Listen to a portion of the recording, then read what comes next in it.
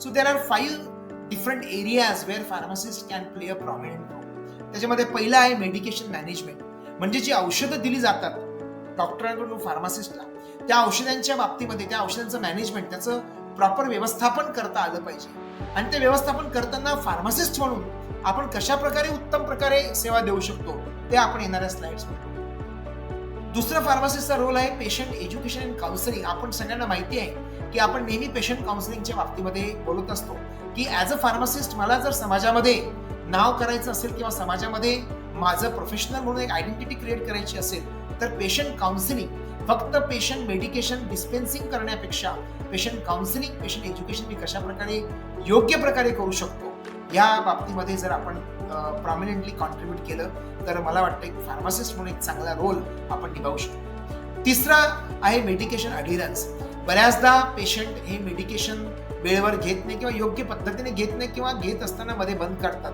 Particularly या chronic डिझीजच्या chronic disease ट्रीटमेंटमध्ये tuberculosis असेल, cancer असेल, या ठिकाणी तुम्ही काउंटरवर असताना तुम्ही बघितलं असेल बऱ्याचदा पेशंट मध्येच औषधी थांबवतात. पर्टिक्युलरली आपल्या देशामध्ये डेव्हलपिंग कंट्रीमध्ये अशा प्रकारचे प्रॉब्लेम्स फार येतात.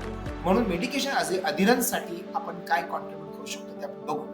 नंतर मॉनिटरिंग, म्हणजे आपली जी हेल्थ केअर सिस्टम आहे त्याच्यामध्ये नर्सेस असतील, डॉक्टर्स असतील किंवा आणखी बाकीच्या ज्या थेरपी प्रोव्हाइड करणारे हेल्थ केअर प्रोफेशनल असतील त्यांच्याबरोबर मिळून आपण याचं मॉनिटरिंग एक चांगल्या पद्धतीने जर केलं, त्या मॉनिटरिंगमध्ये जो डेटा येईल तो डेटा अॅनालाइज करून हे अशा प्रकारचे डिझीज होऊ नये किंवा त्यांना कमी कसं करता येईल, त्यांना प्रिस्क्राईब पिरियड ऑफ टाईममध्ये मॅनेज कसं करता येईल, त्या पद्धतीने सुद्धा आपण एक चांगली भूमिका निभावू शकतो.